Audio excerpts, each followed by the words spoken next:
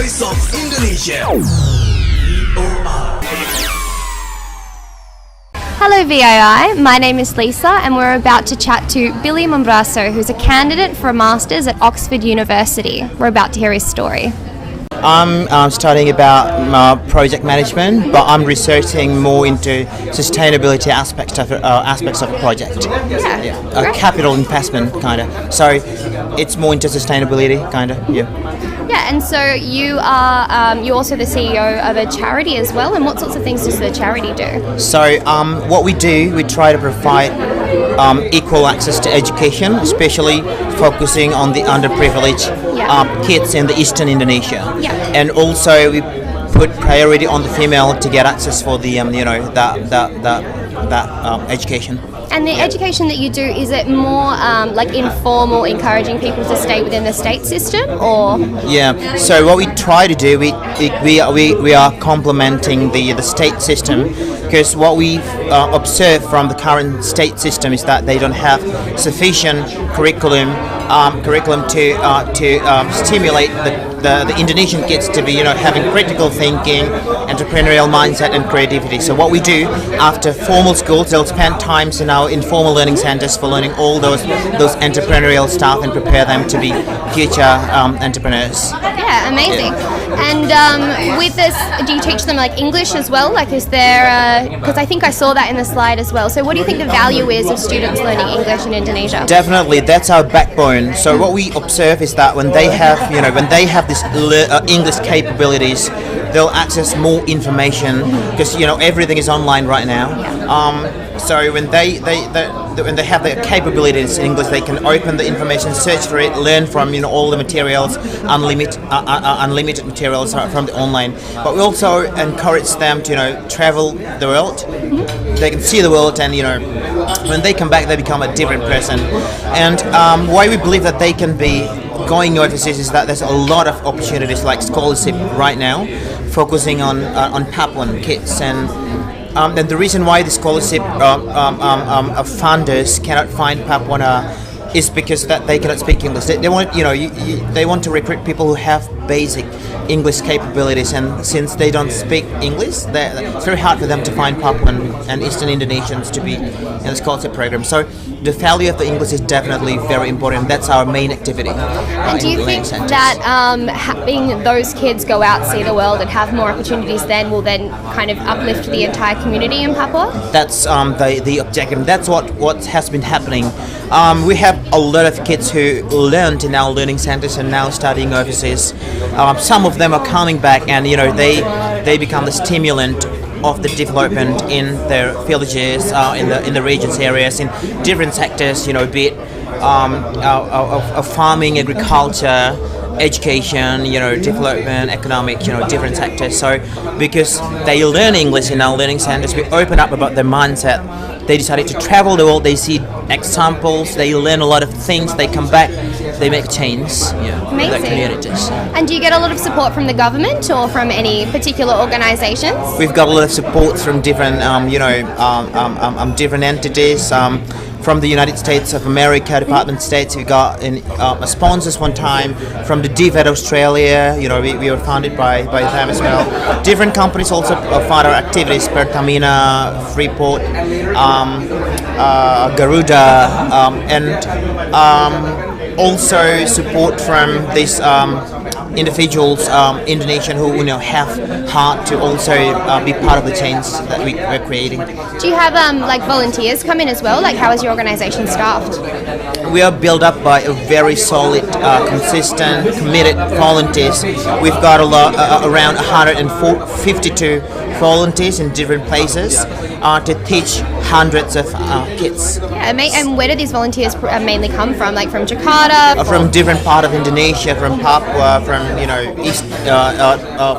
Eastern Indonesia, from Jakarta. So 152 volunteers from different part of Indonesia show that how committed our young Indonesian generation to be also part of the change. So every time we recruit people to be part of the volunteers, it wasn't very hard for us to find ones.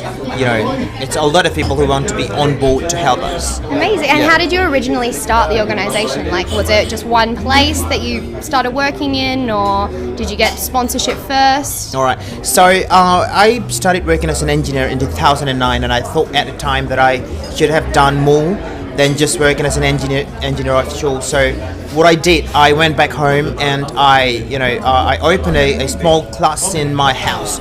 I invited like 5 kids around my neighborhood to come, and I tell them that look at me, because I could speak English, because I learned, I read, I could see the world, and I become as very successful as I am right now. So I invited them to be also following my path, and they came and started learning, and the parents saw the difference in themselves. So from 5 kids, at the end of that year, it was more than 50 students started learning in our learning centers, end up hundreds of them in our learning centers at the moment.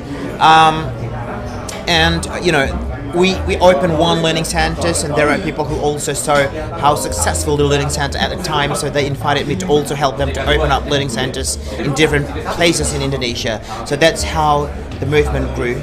Yeah, incredible. And how did you get your education? Like, what's your story from how you went from being in Papua to where you are now? Yeah, so my parents are my great motivators. They taught me that we're very poor at the time. We didn't even have electricity and enough food daily. So my dad told me that you don't stop studying.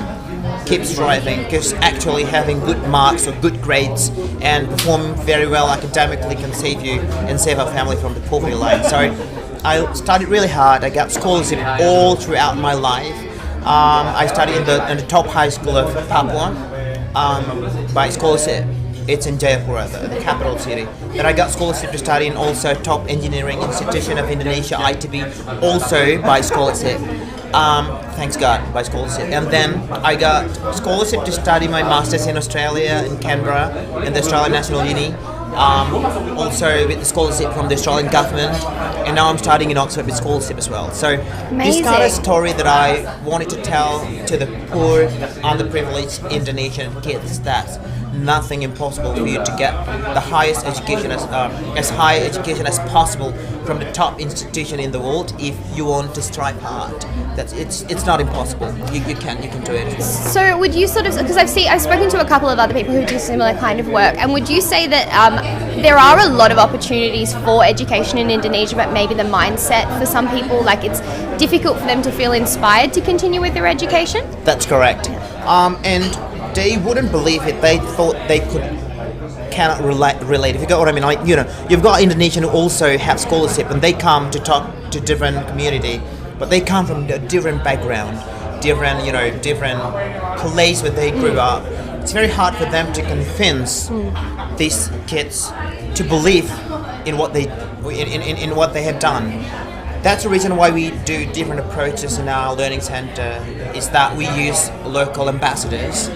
Instead of sending external people to come and inspire, we train the local successful youth from that particular area to be the ambassador for other kids. That makes them believe and could relate and follow the path. And number 2, the main successful key factor of our approach is that we have this kind of long-term mentorship. So we built up relationship with that particular kids for long. It's kind of a life learning process. They started at the elementary school, but we kind of like overseeing them along the way from junior high school, senior high school. When they studied, be it in Indonesia, other part of the Indonesia or overseas, we still be in contact with them. Like ask how are you going, what kind of support that we can support you, and then we try to connect them with other mentors or opportunities for them to be able to survive. Yeah, that's absolutely incredible, because I think that from what I've seen is like one of the main problems with a lot of these sorts of charity projects is that they send like foreigners even, or just people that have like completely different cultural backgrounds in. So you feel like the main reason that you have so much success is because you have people coming in who like speak the language and are really able to connect on a cultural level? Exactly. And we treat these volunteers who actually be the ambassadors as our beneficiaries as well. So we have two beneficiaries, the kids that we are teaching, but also these volunteers that we when we incubate them, when we send them for studying with the scholarship, we actually are preparing them to be the future ambassadors for their community. So you're exactly right about that. Yeah. And I asked before, just to touch on it again, like, do you have are you well supported by the Indonesian government? Like, do you get support from Indonesian government itself? Well, we have a very deep connection with the government, Ministry of Education and Culture. In terms of support so far, not so much, and we try to keep our neutrality so that we can say things for the government for their preference. But we have a very strong relationship with them. Like, Amazing. I'm advising with the ministry, so kind of, I'm part of them as well.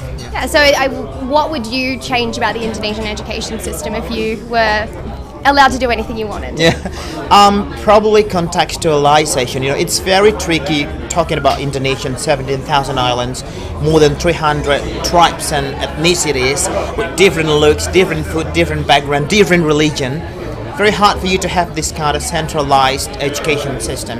So what I'll be trying to do is make a contextualized kind of education system in each of the area that is relevant for different sets of background. So for instance, what's happening right now when you have the textbooks coming from central Jakarta sent to Papua talking about biology and the plants that was used as an example there is rice. And what's happening in Papua is the staple of Papuan people are not rice. So when you're talking about rice in that biology books, try to explain the concept to them in which they cannot contextualize and relate with the examples that you said on the books. It's very hard for them to, understand. Yeah. Especially textbook and curriculum.